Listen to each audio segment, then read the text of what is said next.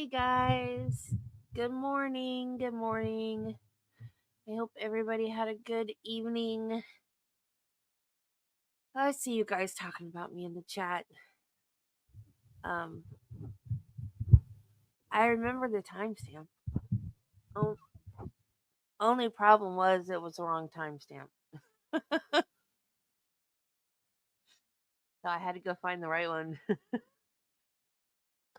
Hi, I'm Debbie. Welcome to my channel. How come it says only one person is watching me, and I see Terry and Jill and Judy. StreamYard's lying to me again. StreamYard hates me. I don't know why. I never did anything to it.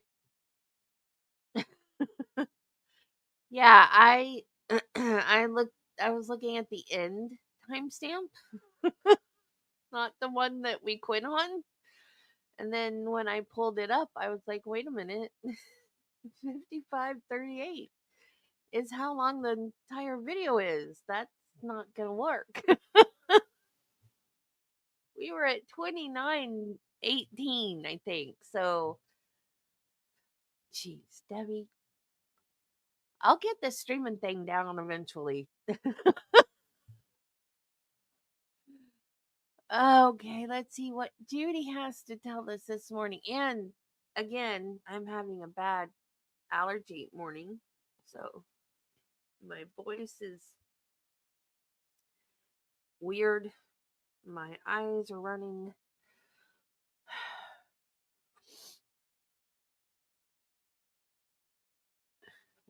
Watering. You know what I mean. A list of Spector's assets was released in February 2021, which included an electric guitar from John Lennon, a note from Yoko Ono, plus diamond cufflinks from Elvis Presley, a framed letter from former President Richard Nixon, and music recordings from Celine Dion. You know, I really, if I was rich, I still would not spend money on celebrities stuff. Like, I wouldn't. They're people just like me. Like, it's a waste of money. Like, why do you want to pay thousands of dollars for somebody's? I, I don't get it. You know what I mean? Like, I just don't get it. Because somebody used something like John Lennon's guitar. Go buy a brand new one in the store for a lot cheaper. I don't get it. I don't get it. I don't know, maybe it's just me, but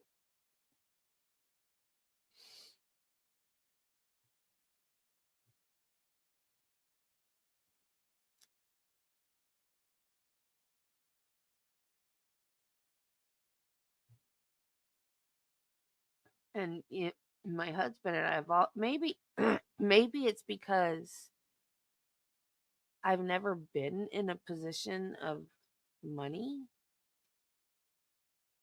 but my husband and I have talked about this. Like, if we were to ever get money, which we won't, but if we were to, like, we're still going to shop at Walmart. Like, why are we going to pay $500 for a pair of shoes when, a $50 pair of shoes has always served us well?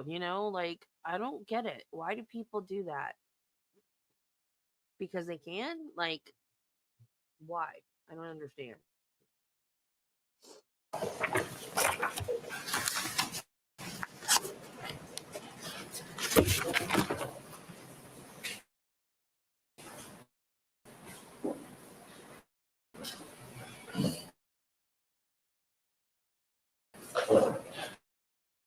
And finally, I think you did in fact interview Miss Sophia Holkeen, correct? And when you interviewed her, that interview, is that correct? Yes, it is. Okay. And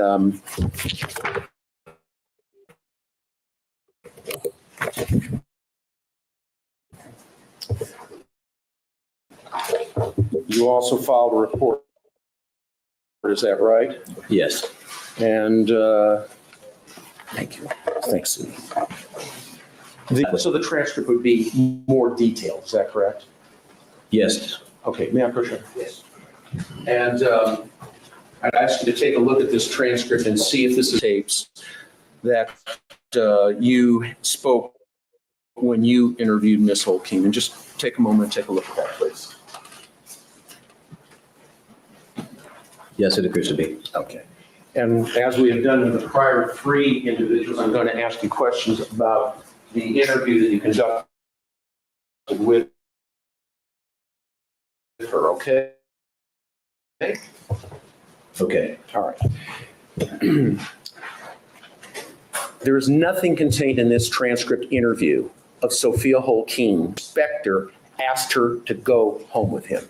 Isn't that correct? Correct.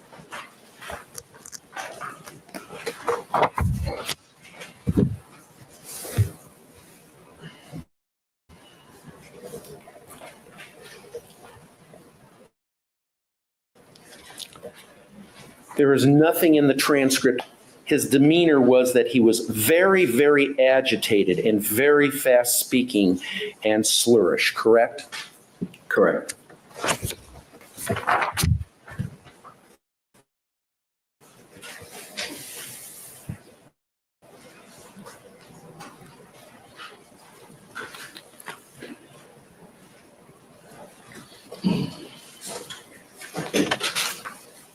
Okay. Contained in the transcript of the interview with Ms. Holkeen is the statement that she told you that upstairs in the foundation room on the evening in question, that after Mr. Spector came in and was seated, that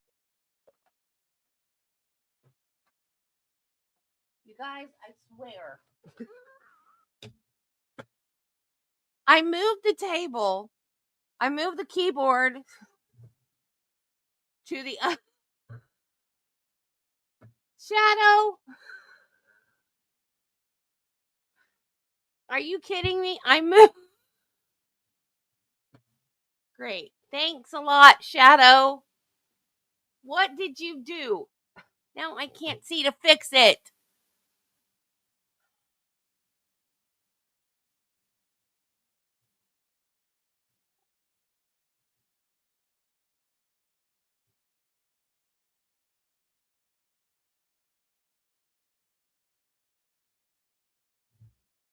Move. Shadow, I can't see.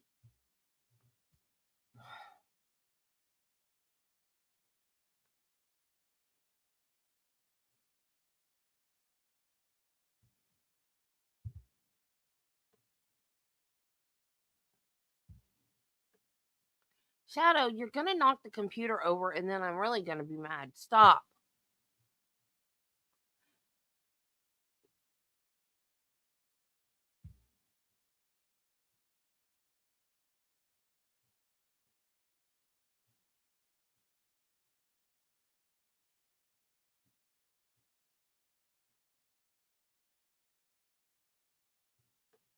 Shadow Ebony Cook.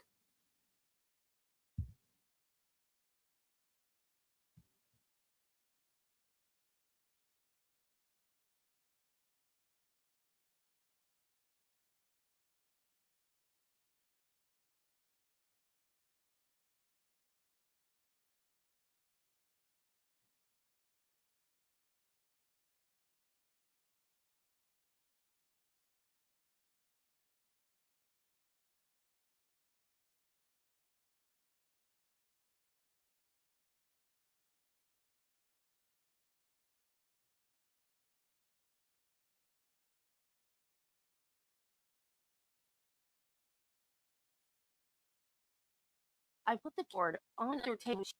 What she do? She on her table.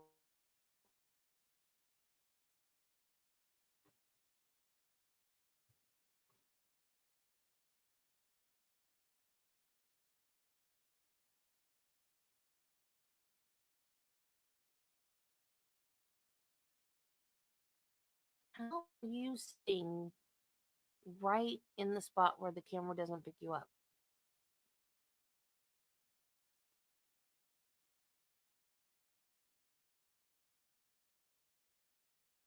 Right in my way where I can't see.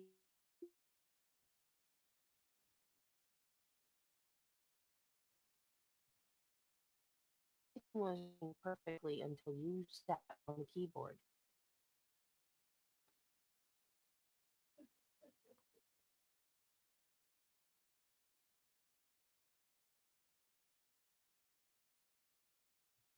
Picked at his meal and that he was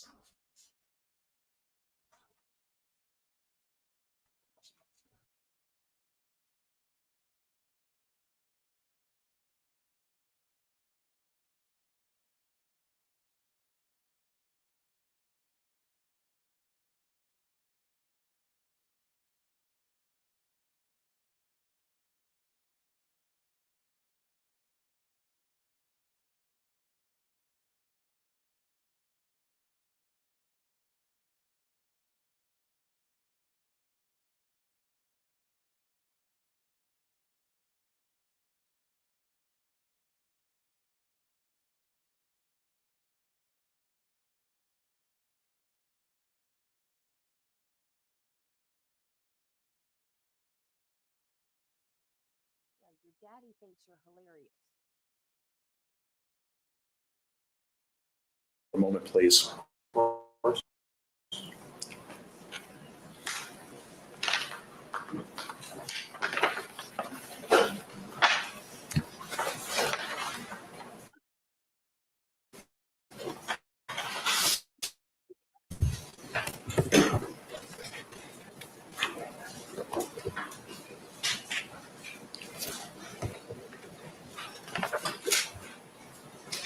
And contained in the report is a statement by Ms. Davis that neither she nor Mr. Spector were drunk that evening. Isn't that correct? Yes, that is correct.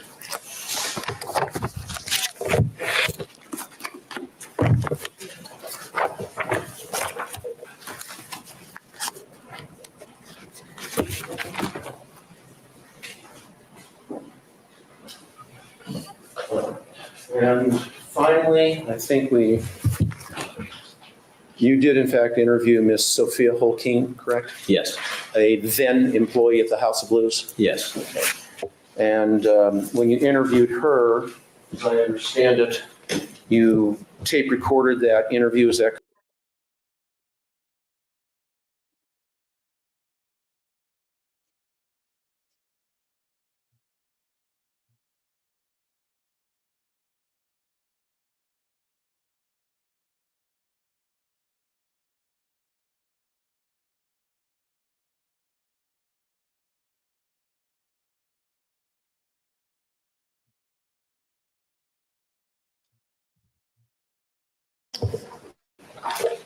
you also filed a report? Is that right? yes. And thank you. Thanks, Sue. The report, again, it was more of a summary of the transcript, right? Exactly. So the transcript would be more detailed. Yes, Okay, may I approach you? Yes. And I'd ask you to take a look at this transcript and see if this is the accurate transcription of the actual tape, the words on the tapes that you spoke when you interviewed Ms. Holkeen. And just take a moment and take a look at that, please. yes, it appears to be. Okay. And as we have done with the prior three individuals, I'm going to ask you questions about the interview that you conducted with her, okay? Okay, All right. There is nothing contained in this transcript interview of Sophia Holkeen by yourself that indicates that she said to you that Mr. Spector asked her to go home with him. Isn't that correct? correct.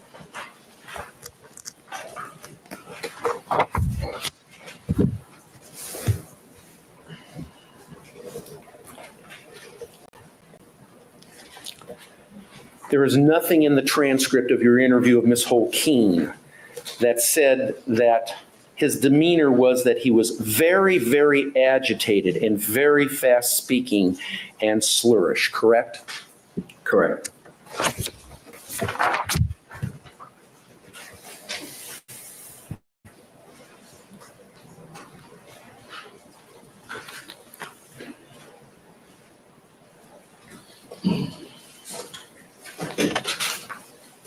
Okay. Contained in the transcript of the interview with Ms. Holkeen is the statement that she told you that upstairs in the foundation room on the evening in question, that after Mr. Spector came in and was seated, that she came in, she was fluffing up pillows around him, she was trying to get into the conversation, and she was attempting to get his attention, correct? That's in the transcript. Oh, yes. She told you that, correct? Yes. All right.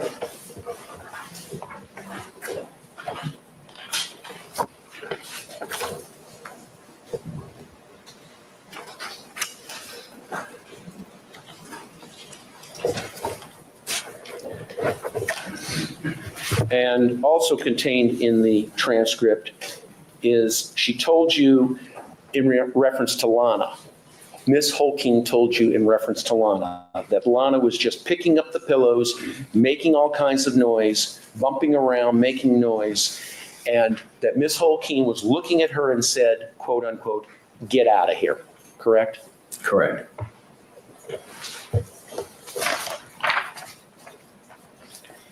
And Ms. Holkeen also told you that she said in looking at Lana, and I'm like, you don't need to get that comfortable to say, I can't, I'm working, correct? Correct.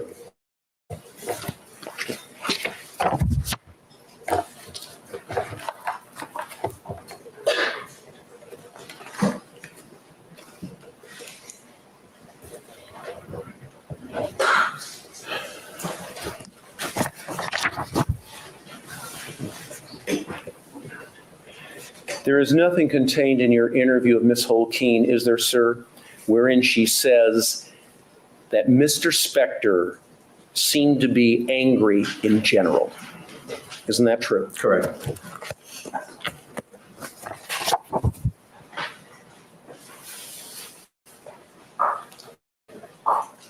And finally,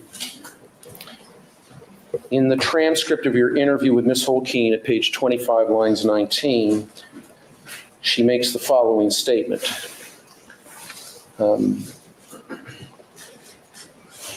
This is Ms. Holkeen. She didn't because I asked her, and she said, no, I thought it was a woman. You know, I thought it was a woman.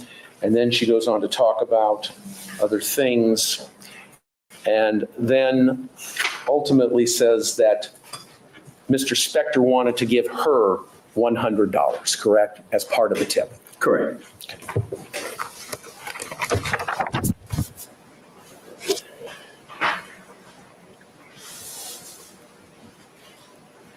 And she also told you in this interview that when she informed Mr. Spector that she could not serve him a second drink, for him, it was neither here nor there. It was really no big deal. Isn't that correct? Actually, this is not impeachment.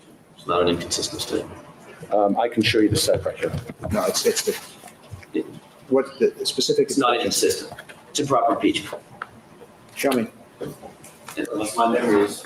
Let me see. Got it right here. Show it to Mr. Take a Jackson. look at it. All right. Thanks.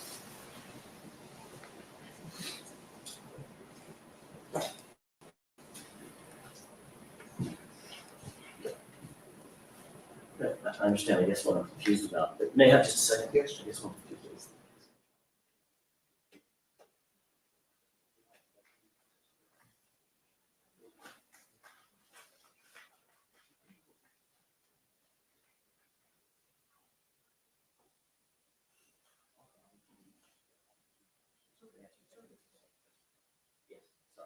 I'll withdraw my objection, I Okay. just didn't remember the trial testimony. Thank you. That's why I brought the transcripts. Okay. And the answer to that question, sir? Yes. Okay.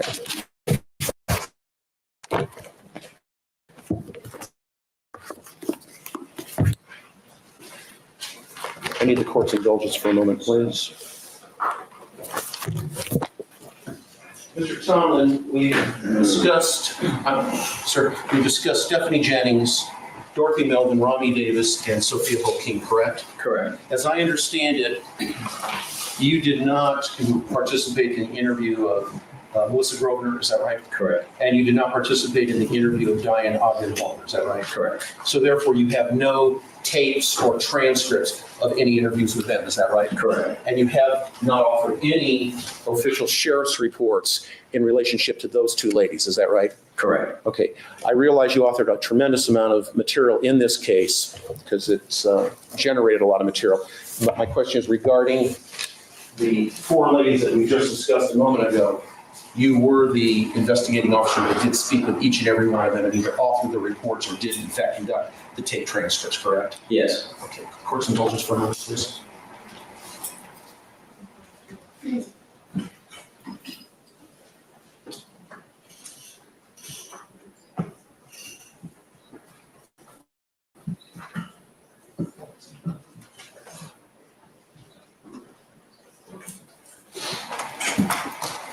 Just getting by, it's just pointing something out to me. I may have left some confusion with some people.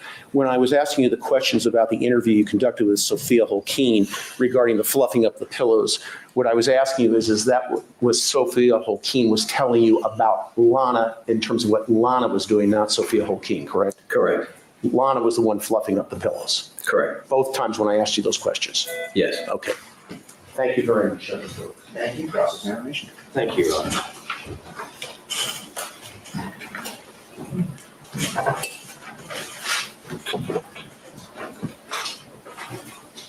Detective Tomlin, my name is Alan Jackson. I know that. We go way back. Just thought I'd break the ice. Okay, I'll try to get you out of here before noon. Detective Tomlin, first of all, Mr. Rosen asked you a couple of questions about interviewing techniques and reports that you write, classes that you've taken when you were back in the academy and you were just a wee lad learning about being a cop, right? Yes. All right, during the course of that training, you were taught to, at least insofar as an investigation is concerned, when you interview a witness, you write a summary or a report. Exactly. And that report is often made an official part of an investigative file, correct? Yes. And that report may include a tape or a tape transcript as well, is that right? Yes. Or it may just be the summary of your notes that you take while you're interviewing the witness, correct? Correct. And there might be some exceptional circumstances when you interview a witness and you don't happen to have your notes with you because you weren't expecting to see that witness or something, and you might actually interview a witness without notes, then go back and memorialize that conversation in a formalized report, correct? Correct. And normally, just for ease of maintenance, you type up those reports so we don't have to decipher your handwriting, correct? Correct. All right. Are these notes intended to be, or are these reports intended to be a verbatim, word for word recitation or memorialization of the conversation that you have with a particular witness? Absolutely not. It would be nearly impossible to time consuming and to recreate that exact conversation. Okay, so oftentimes if you happen to have the facility available, you'll tape record those conversations, and Mr. Rosen made note or made mention of a couple of tape recorded conversations, correct? Correct. Other times that may not be done. It may be that a witness is either uncomfortable being taped, or you decide for purposes of your investigation that an interview comes up and you don't happen to have a tape recorder with you, you'll go ahead and interview that witness and make handwritten notes, correct? Absolutely. There's no rule or requirement to tape record an individual, and it's basically on a case-by-case basis. Do you consult before you interview a particular witness? And I noticed that a couple of these interviews, for instance, Dorothy Melvin was interviewed on February 19th, 2003, some 16 days after Ms. Clarkson was killed. Do you consult with a district attorney, for instance, or a defense investigator or a defense attorney or a judge or anybody else before you go interview a witness so that you can get a script of every single question that might be asked at trial? Absolutely not. And what is the purpose, the form and substance, I guess, of an interview when you go out initially during the infancy of an investigation to begin culling information and putting information together for a full investigation? Basically, it's just an initial contact to see if there is something of substance. In this case, particularly, you mentioned Dorothy Melvin. If we remember correctly, the reason we are here is for the shooting death of Lana Clarkson. I had received information that Ms. Melvin might have been a quote-unquote victim of Mr. Spector previously having a gun drawn on her. In interviewing her, it was not the intent of specifically going over the incident pertaining to her, but just a generalization. Okay, are there any similarities to what occurred over at Mr. Spector's residence? As a matter of fact, during the course of your interview, you took a few notes, correct? Yes. And then you memorialized those notes with Dorothy Melvin into a report. Is that right? Yes. And that's the report Mr. Rosen showed you and made reference to, and you met with him yesterday and chatted about your report, correct? Yes. I can have just a second. All right.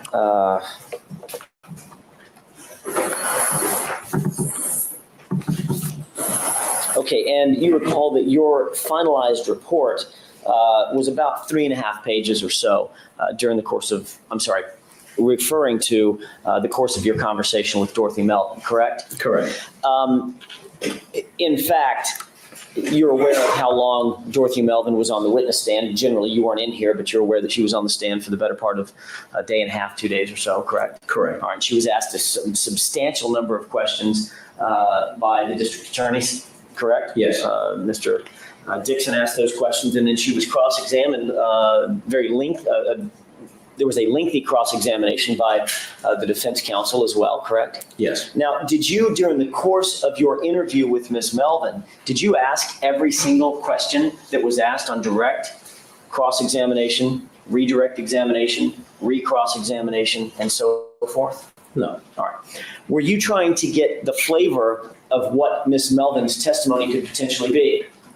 Yes. All right. And did you turn that report over in an effort to provide both sides? And, the discovery rules here in California are very clear. Both sides get access to all the information, to provide both sides with potentially pertinent information. Yes. And then obviously that information could be explored more fully during the course of a trial, correct? Correct. And that's in fact why we have trials. Is that right? Yes. All right. This report, and any of your reports, and this is sort of foundational, I should say none of your reports are intended to be as comprehensive as, for instance, trial testimony.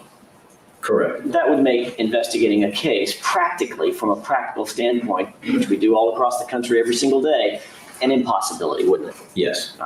All right.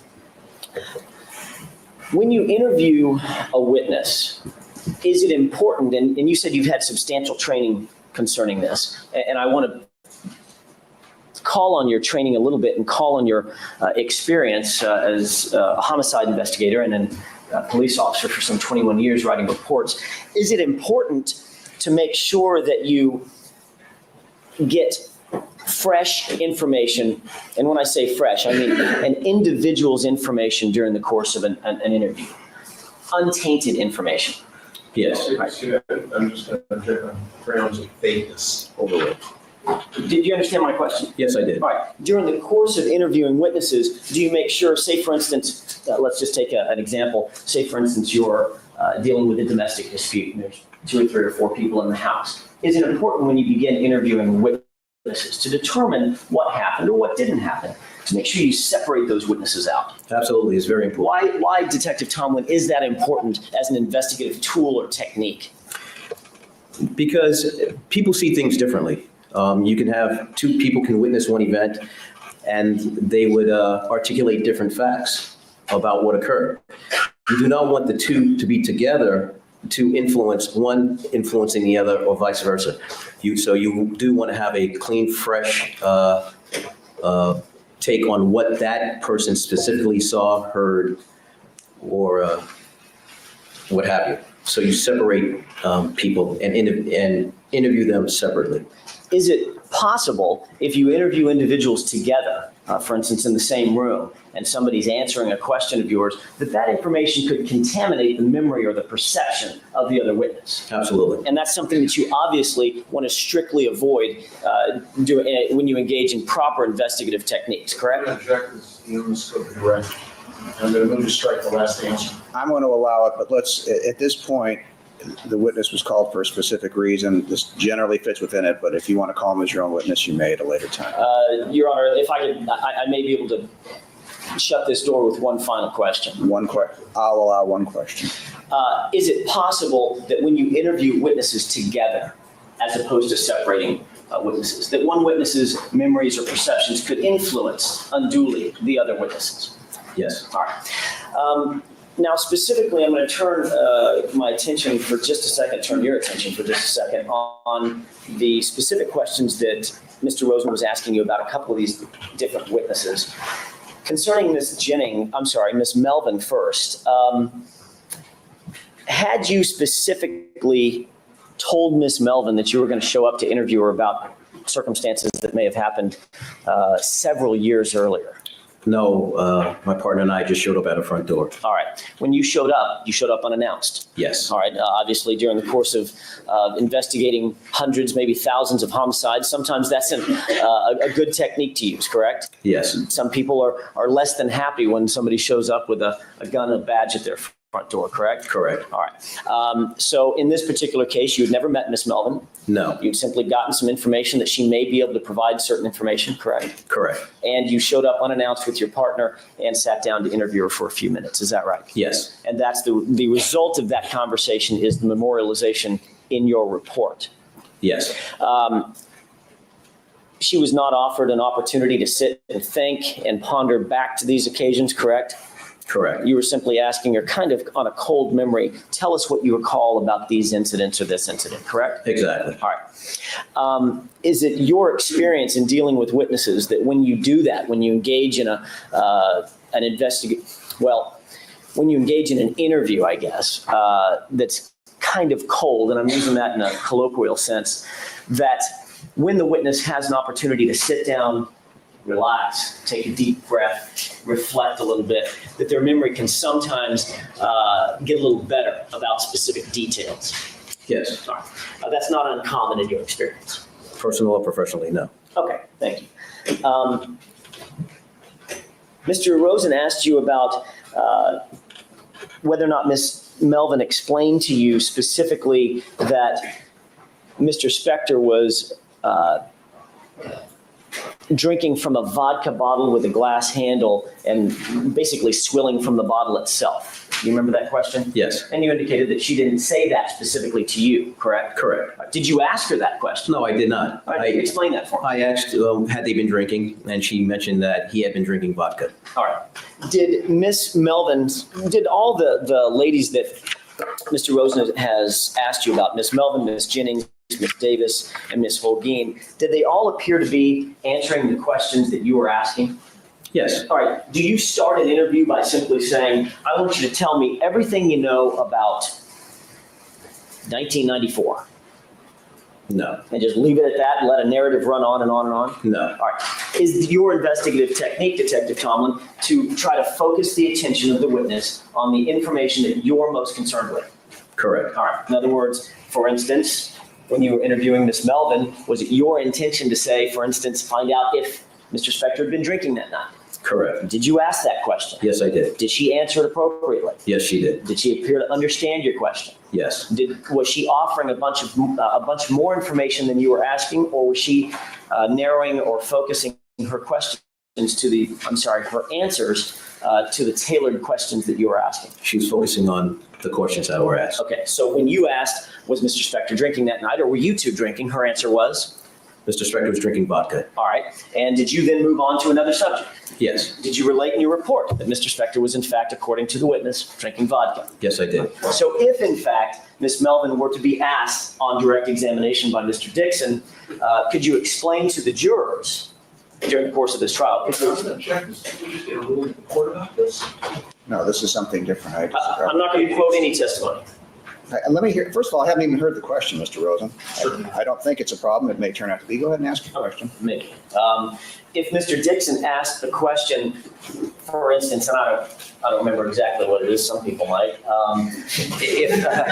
We're going to be using that joke the whole rest of the trial, by the way. They get every mile out of it.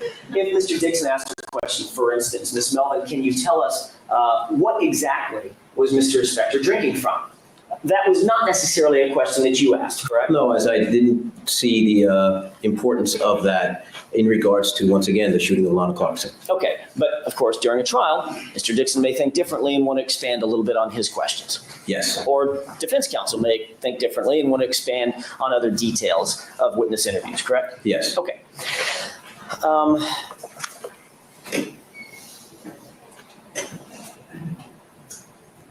Again, and I'm not going to go through every point because I think, well, I'll leave it at that. I'm not going to go through every point that Mr. Rosen made, but regarding Ms. Melvin's statements about being hit in the head, she did tell you that she was hit in the head by Mr. Spector, correct? She said twice. She was hit in the head twice. All right. Did you specifically ask her, did you engage in any treatment, any self-treatment, anything like that? Did you put Neosporin on your head or anything like that? I just asked her a general question, did you seek medical treatment? Okay, and what was her answer? No, she did not. Okay. And if in fact she indicated, I'll withdraw that. I can see Mr. Rosen was coming out of his chair already. Excellent technique, Mr. Rosen. All right, Ms. Jennings. Start rounding up. Yeah, right. It works. Ms. Jennings, let's talk about Ms. Jennings for just a second. Mr. Rosen asked you a question about Ms. Jennings' statements to you concerning seeing Mr. Spector coming out of the bathroom at the restaurant in New York. You recall that? Yes. And he asked you if she had made a specific statement about, or if she had related to you a specific statement that Mr. Spector made. And I can't even remember what the actual quote was, but you remember the question. Yes. And your answer was no, she didn't make that specific statement, correct? Correct. Or you didn't remember it? I don't recall. Okay. She made that. You do recall, in fact, Ms. Jennings indicating to you that when she saw Mr. Spector come out of the bathroom, or when she approached him, I guess, in the restaurant, that he did, in fact, make a statement to her, correct? Correct. And that statement that he made to her at that time was, quote, well, I almost shot you, correct? Correct. And that took her back a little bit, right? Yes. And she indicated that she thought that was an odd and a weird thing for Mr. Spector to say upon an initial meeting, correct? Correct. Object is that's being correct. Overruled. Is that correct? Yes. All right.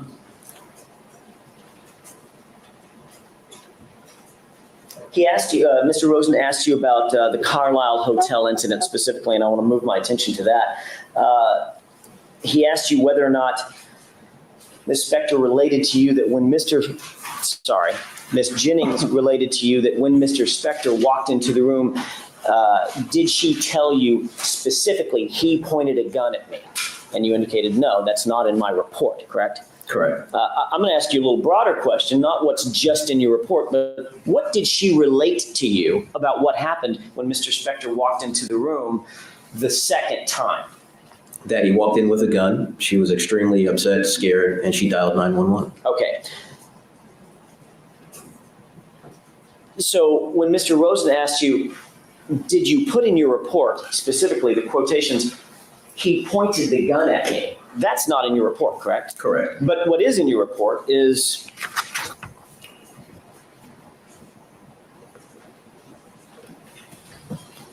that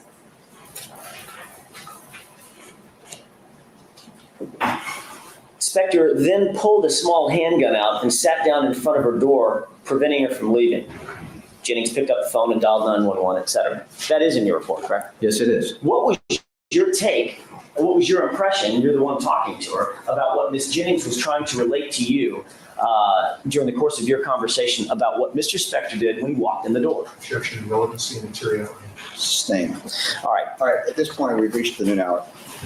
didn't quite finish. Okay. Okay, ladies and gentlemen, keep in mind the admonition. We'll see you tomorrow morning at 9:30 in the morning. Thank you. All right? We're in recess. I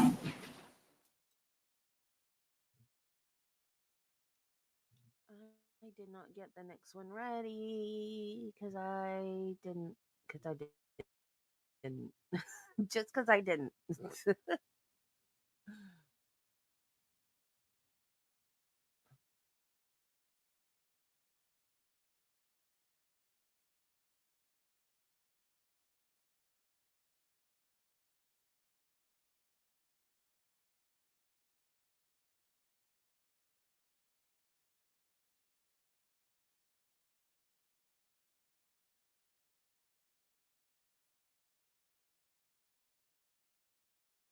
Come on, Courtney. Behave.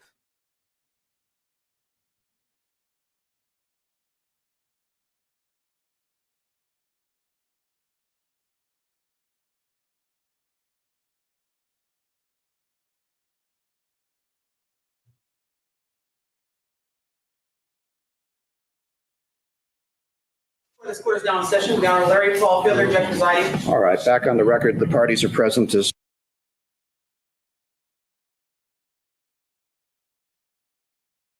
Well, poop.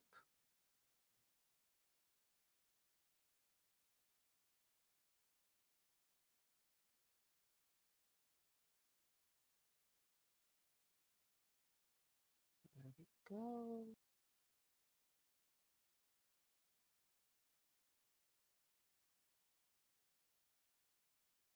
Good gravy, Marie.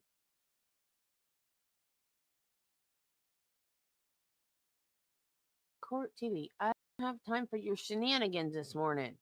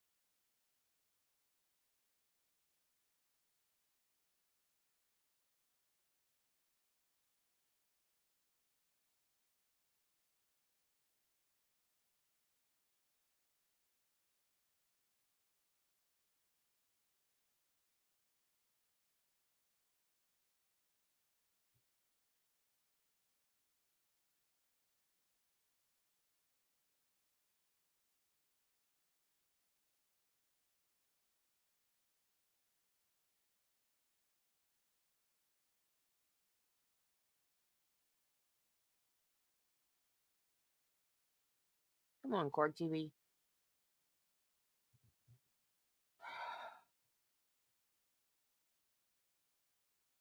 Quit buffering.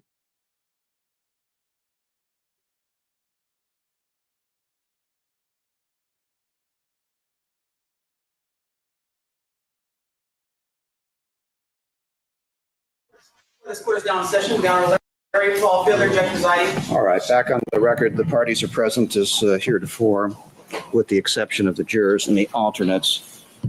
All right, we've been back in chambers actually going over scheduling of certain witnesses and also trying to resolve the matter of Ms. Kaplan. There she is. I say, will you come forward, please? Thank you.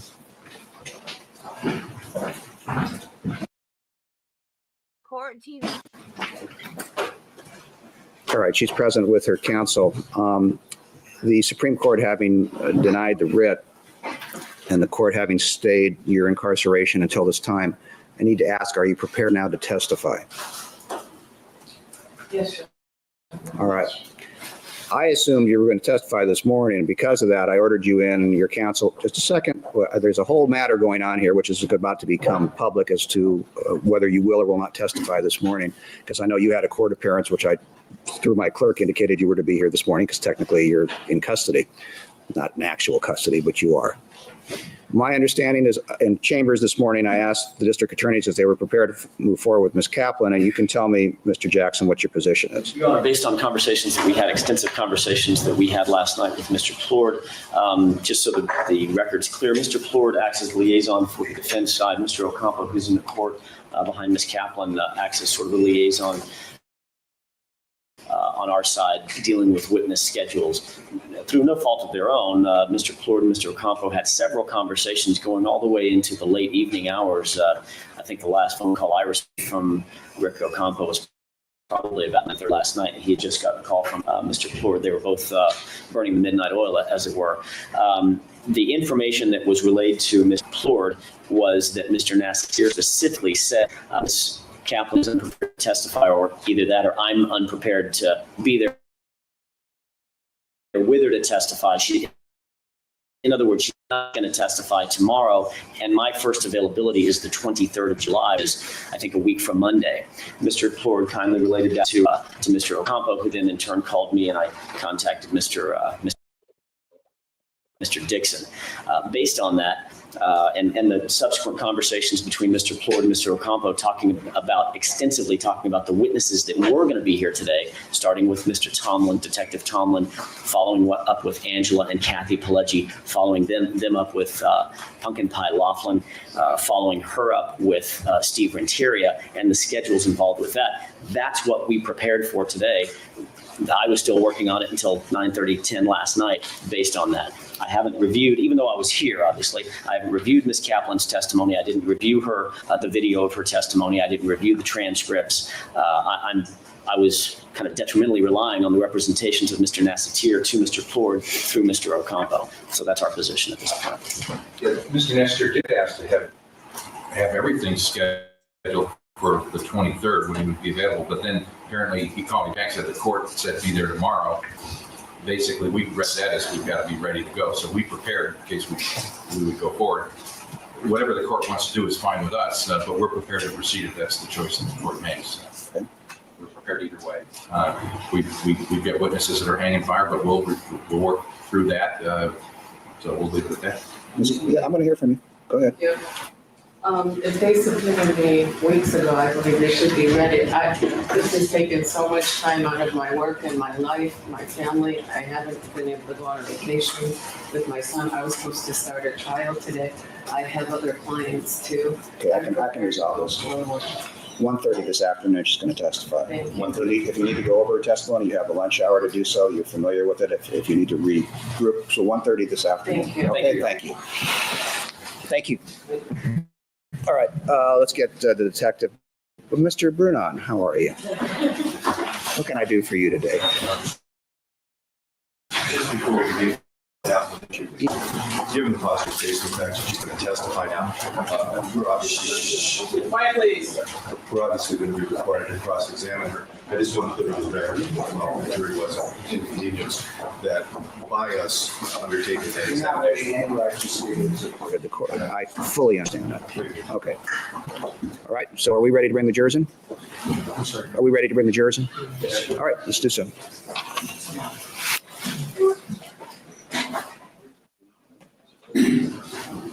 Back on the record, the jurors and alternates are now present, and Detective, you've previously been sworn, you remain under oath, and you may proceed. Thank you, Your Honor. Good morning, Detective. Good morning. Yesterday, when we left off, I just asked you about your conversation with Stephanie Jennings. You recall that? Yes. All right. And we were talking about what Ms. Jennings told you concerning Philip Spector walking into the hotel room with the gun in his hand. Do you remember that? Yes. All right. What did she tell you with that regard? She said that he walked in with the gun. He would not allow her to leave. She became very upset and dialed 911. All right. Did she indicate to you that he would not allow her to leave because he was holding her at gunpoint? I don't know if she specifically used those terms, but it was apparent during the conversation. That's why she couldn't leave. Okay. Did she say that when he walked in with the gun, told him he actually placed a chair in front of the door of the hotel room and sat in the chair with the gun? Yes. Did she explain to you that he was waving the gun all around at times? Yes. Objector's line of questioning is beyond the scope of House. Overruled. I'm sorry, the answer was? Yes. Okay. So clearly, your report to, Mr. Spector, quote, pulled a small handgun out and sat down in front of the door, preventing her from leaving. You were simply summarizing the fact that he was preventing her from leaving because he had a gun and he was placing himself in front of the front door. I'm sorry, the only exit to the room, the door of the hotel room, correct? Correct. All right. You'll give me just a second. I got to get my thoughts together from yesterday and make sure I don't want to cover things twice. She also indicated to you, did she not, that she called the police as a result of this? Yes. And you're aware of subsequent investigation that revealed what we here in Los Angeles call an MDT log or an MDT record of the 911 incident, correct? Correct. And you've been privy to that, you've seen, correct? Yes. And that appears in your mind as an investigator to corroborate what she said. Absolutely. All right. Did Ms. Jennings tell you that you were asked by Mr. Rosen whether or not she actually said the words, Mr. Spector had two personalities? Do you recall being asked that by Mr. Rosen? Yes. I think your answer was, well, actually, you weren't asked if she ever said that. You were asked, were those words in your report, correct? Correct. All right. Did Ms. Jennings explain to you during the course of your interview with her that, in fact, at times she had had a good time with Mr. Spector and dated him, and they had nice times out?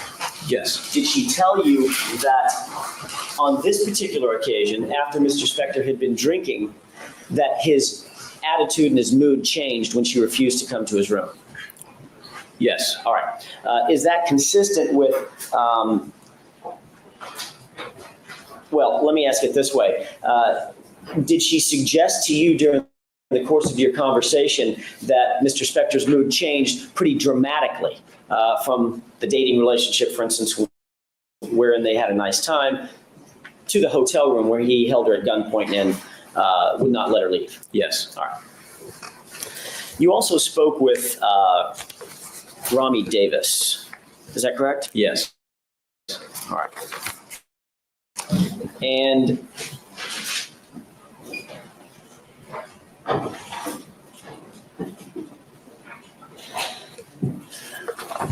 you were asked if in your report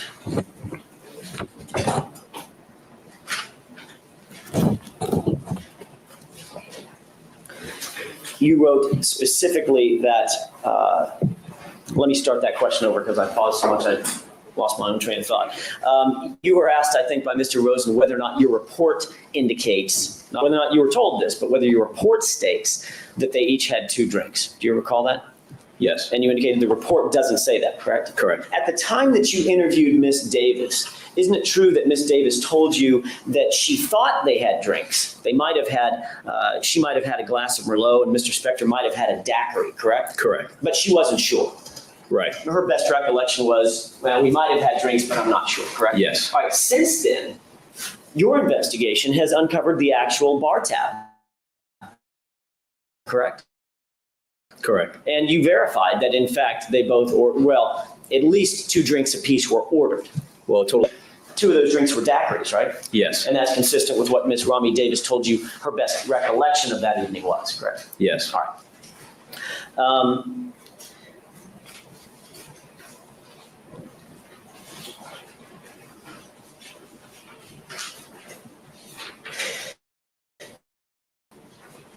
In your report, it's a bad way to ask it. I'm more interested not what your report says, but what Davis told you. Did she tell you that at the end of the evening, I think Mr. Rosen asked you this question, by the end of the evening when he took her home or had her driven home by Adriana D'Souza, were either one of them drunk, correct? Correct. All right.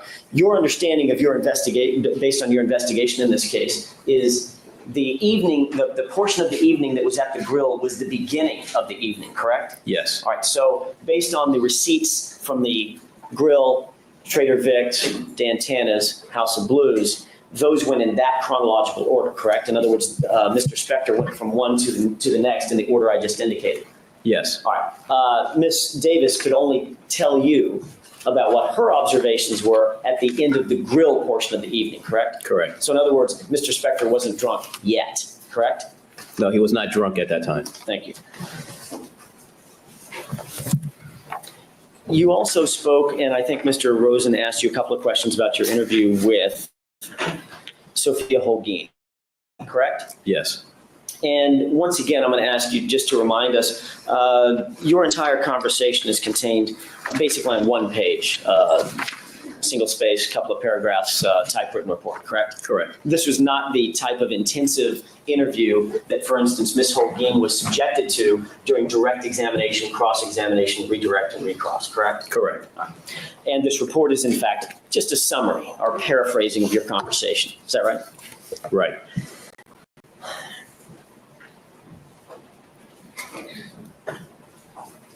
During the course of your conversation with Ms. Holguin, did you ever ask her, did Mr. Spector ever invite you to go home with him? I don't believe I did, All no. right. And therefore, if you didn't ask it, she didn't volunteer that information. That's correct. All right. But you do recall during her trial testimony, she was specifically asked that question, correct? Yes. Objection, relevancy. Overruled. Mr. Rosen asked you if in your report, not what Ms. Holguin said to you, but if in your report, the word agitated came up. In other words, did you relate in your report that Ms. Holguin said the defendant was agitated? Do you remember that question? Yes. And you indicated you reviewed your report and said, no, that word, I didn't write that word, that he was agitated in my report, correct? Correct.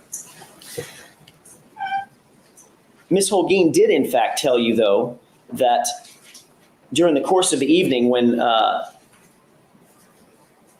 Mr. Spector ordered the drinks that he was ordering for himself and the other woman, and by the way, Ms. Holguin didn't know her name, but you have since learned that that is Kathy Sullivan, correct? Correct. All right. When Mr. Spector ordered the drinks, the other woman, as it were, Kathy Sullivan, ordered a water, correct? Correct. And Ms. Holguin did relate to you that Mr. Spector said, why don't you get a drink? And the other woman, Ms. Sullivan, said, no, I just want water. Is that right? Relevancy beyond the scope of direction. In this area. Overruled. Is that correct? Correct. Did Ms. Holguin also indicate that Spector then said, just get a drink, get a fucking drink? And Mr. Spector, That's correct. all right. So you didn't use the word agitated, but you did relate what the words were that Ms. Holguin related to you in your report, correct? Correct. All right.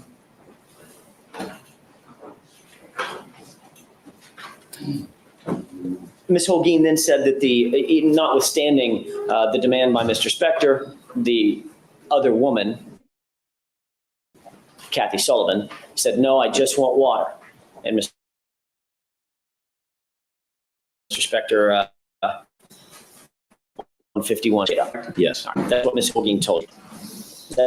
She told you also that Mr. finished the part 51, correct?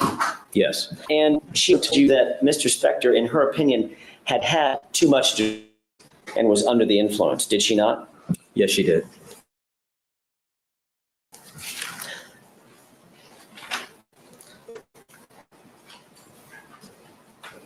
I think Mr.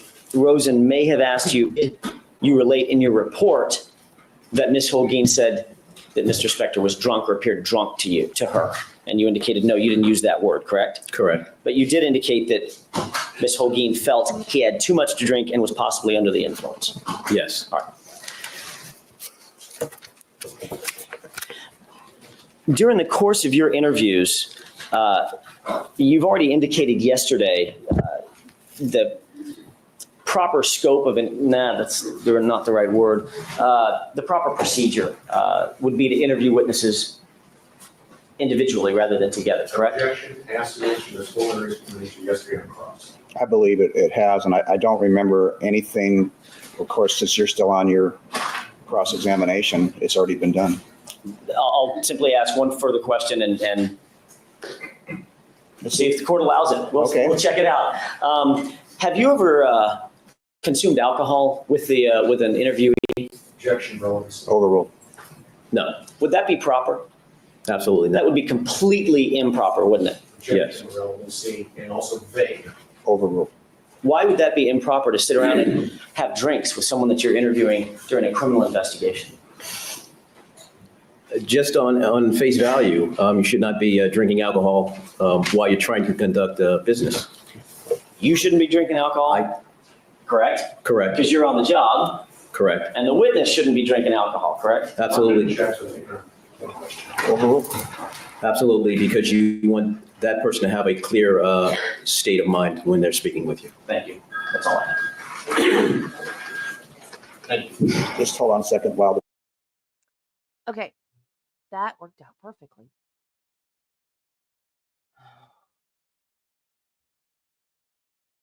And that timestamp is 1636. And it's the right one this time.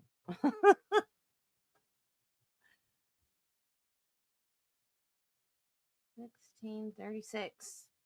So we are done with cross. We're going into redirect. And now we're going to go to Karen Reed. So, thank you guys for coming out.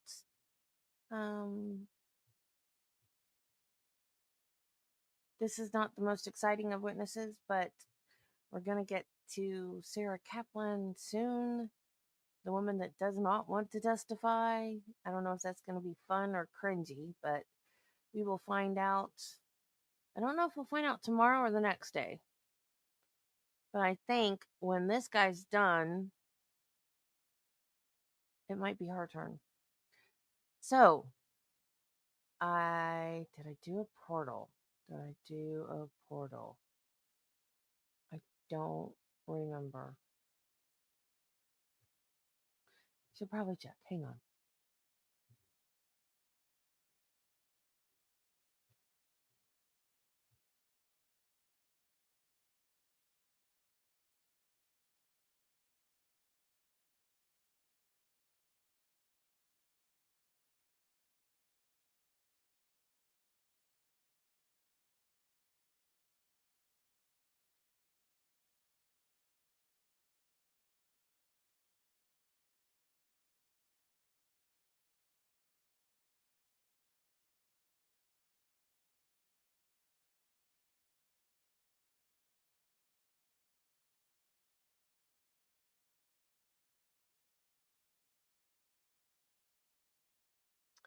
I have the equivalent of I came in this room and I forgot why every time I do this.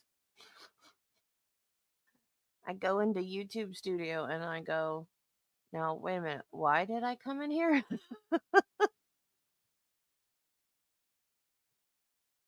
It's the exact equivalent. It's like, wait, what? Why am I in YouTube Studio? What am I supposed to do? Okay, portal set up. Thank you guys so much. I will see you again in the morning for more Phil Spector. Or if you're going to portal with us to Karen Reed, I will see you in a few minutes. Thank you guys. I will see you tomorrow. Bye.